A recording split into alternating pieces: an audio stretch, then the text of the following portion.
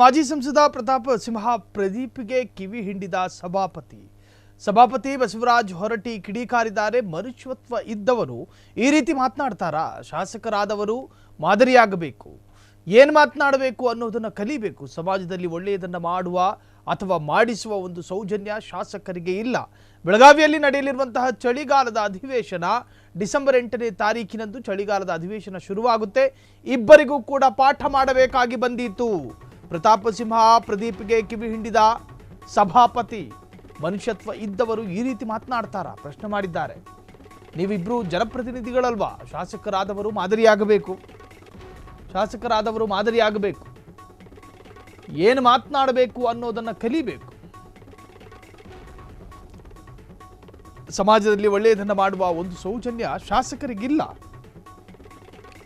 ಬೆಳಗಾವಿಯಲ್ಲಿ ನಡೆಯಲಿರುವಂತಹ ಚಳಿಗಾಲದ ಅಧಿವೇಶನ ಡಿಸೆಂಬರ್ನಲ್ಲಿ ಪ್ರಾರಂಭ ಆಗಬಹುದು. ಡಿಸೆಂಬರ್ 8ರಂದು ಚಳಿಗಾಲದ ಅಧಿವೇಶನ ಸ್ಟಾರ್ಟ್ ಆಗುತ್ತೆ.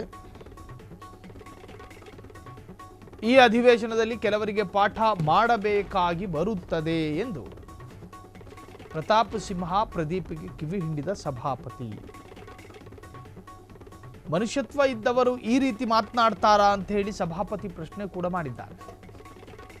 ಹೊಲಸಾಗಿ ಅಸಹ್ಯವಾಗಿ ತಂದೆಯನ್ನ ಬೇರೆ ಊರಿಗೆ ಕಳಿಸೋದು, ಆ ತಂದೆಯ ಮುಖೇನ ಮತ್ತೊಬ್ಬ ಮಕ್ಕಳ ಮುಖದ ಸೌಂದರ್ಯವನ್ನು ವರ್ಧಿಸೋದು, ಅಸಹ್ಯವಾದಂತಹ ರಾಜಕೀಯ ಸ್ಟೇಟ್ಮೆಂಟ್ಗಳನ್ನು ಕೊಡೋದು.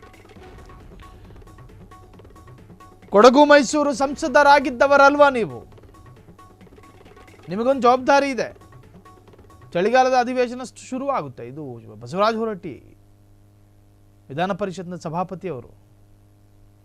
ಚಳಿಗಾಲದ ಅಧಿವೇಶನ ಶುರುವಾಗಲಿ, ಇಬ್ಬರಿಗೂ ಪಾಠ ಮಾಡಬೇಕಾಗಿ ಬರುತ್ತೆ. ಅಧಿವೇಶನದಲ್ಲಿ ಮಾತನಾಡುವ ಸಾಧ್ಯತೆಗಳಿದ್ದಾವೆ. ಡಿಸೆಂಬರ್ 8ರಂದು ಚಳಿಗಾಲದ ಅಧಿವೇಶನ ಪ್ರಾರಂಭ ಆಗುತ್ತೆ.